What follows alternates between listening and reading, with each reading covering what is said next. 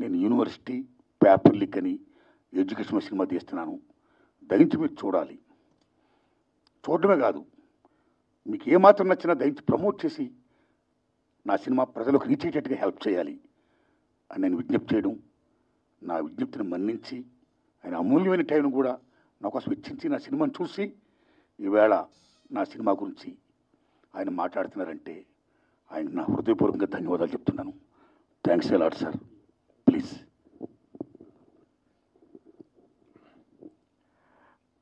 ఆయన ప్రేమతో చెప్తున్నారు కానీ యాక్చువల్గా ఆ రోజు నేను ఆయన కలిసినప్పుడు, అంటే ఎప్పటి నుంచో నేను భీమవరంలో సినిమాలో రాకముందు నుంచి, ఎందుకంటే ఆయనది 32 సినిమాల ప్రయాణం, అదేమి చిన్న ప్రయాణం కాదు. నేను ఎందుకు ఆ మాట చెప్పానంటే, ఆయన సినిమా ఆడటం ఆడకపోవటం అనేది తీసి పక్కన పెట్టి ఆయన వన్ మ్యాన్ ఆర్మీ.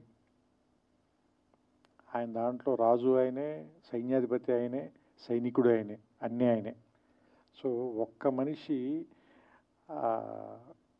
సినిమా ఆలోచన పుట్టడం దగ్గర నుంచి దాని ఎగ్జిక్యూషను, దాని తాలూకు రిలీజ్ వరకు సినిమాని తీసుకెళ్ళి జనం ముందుకి థియేటర్లో సినిమాని ఒకే ఒక వ్యక్తి ఇంత ప్రయత్నం చేస్తున్నారంటే, అది కూడా ఖచ్చితంగా ఏదో ఒక కారణం ఉండి తీరాలి సినిమాకి.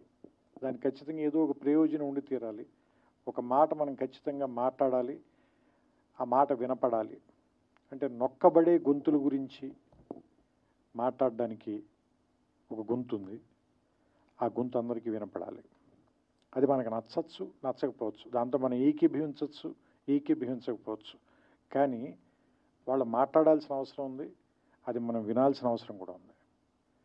లేకపోతే ఏం జరుగుతుందంటే, ప్రపంచంలో ఏకపక్ష ధోరణి అనేది రావటం మూలంగా రాబోయే జనరేషన్స్ చాలా సంకుచితంగా తయారైపోతారు.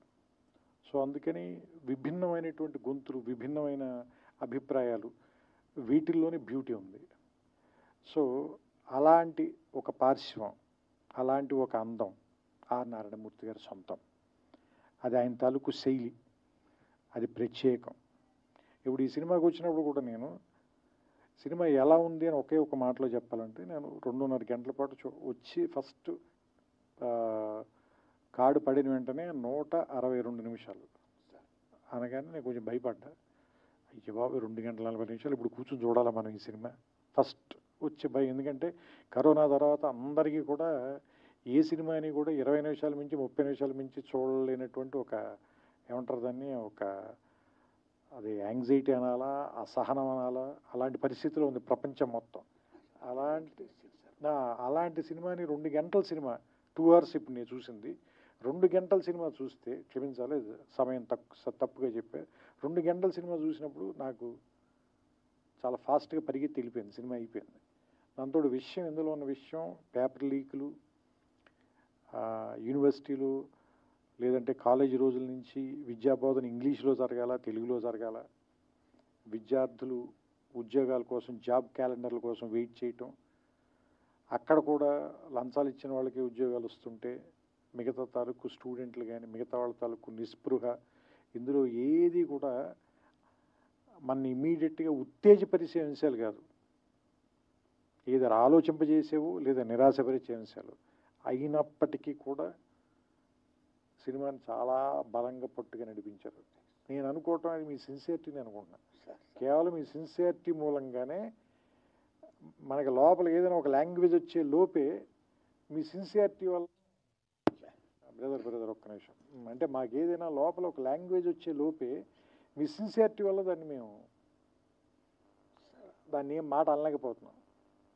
అంటే మిమ్మల్ని ఎందుకు గౌరవిస్తారు అంటే, అందరం కూడా, మేమంతా కూడా ఎందుకు గౌరవిస్తాం, మేము కానీ, పాత్రికేయులు కానీ, మీడియా కానీ, లేదంటే ప్రేక్షకులు కానీ ఎందుకు గౌరవిస్తారంటే, మీ అభిప్రాయం నచ్చో నచ్చకో రెండూ కాదు, మీరు అది చెప్పే తీరు, దాన్ని మీ అభిప్రాయాన్ని మీరు ముందుకు తీసుకెళ్ళటంలో మీకున్న నిబద్ధత, మీ సిన్సియారిటీ, దాన్ని మాత్రం ఎవ్వరు క్వశ్చన్ చేయలేరు. అది మాత్రం మీ సొంతం. అలాంటి వాటి కోసమే నేను ఇప్పుడు వచ్చి మీ పక్కన నుంచున్నాను. కేవలం ఏంటంటే మీ నిబద్ధత నచ్చే, దానికి గౌరవం ఇచ్చే. ఎందుకంటే ఇంతలా రాజీ పడకుండా బతకటం అందరి వల్ల సాధ్యం కాదు. నా వల్ల కూడా. నేను చాలాసార్లు రాజీ పడ్డాను నేను. సో అందుకని ఏంటంటే ఇలా రాజీ పడకుండా బతకటం అందరి వల్ల అవ్వదు. కొంత జెలసీ కూడా ఉంది నాకు. అలా అంటే అలా బతకడం అంత తేలిక కాదు.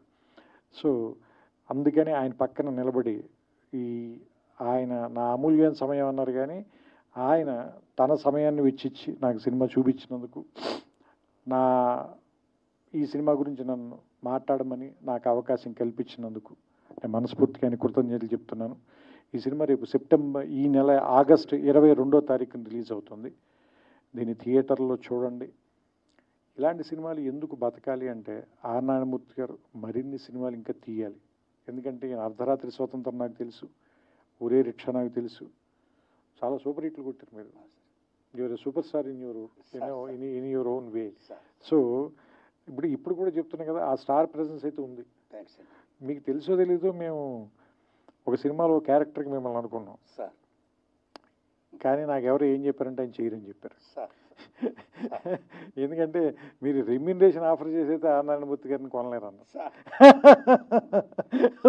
సో అందుకే మీరు చెబితే ఎందుకు జనం ఇలాంటి విషయాలు మీరు చెప్తేనే ఎందుకు వింటారు అంటే, మీరు దాని డబ్బుల కోసం సక్సెస్ కోసం చెప్పరు, నిజంగా దాన్ని ప్రజలకు తెలియజేయాలని చెప్తారు కాబట్టి దాన్ని చూడడానికి వస్తారు, దాన్ని గౌరవిస్తారు. ఇప్పుడు నేను కూడా 2 గంటల పాటు నేను ఎందుకు గౌరవించి చూసి ఇక్కడికి వచ్చి మాట్లాడుతున్నానంటే దానికోసమే. సో ఈ సినిమా ఆడాలి,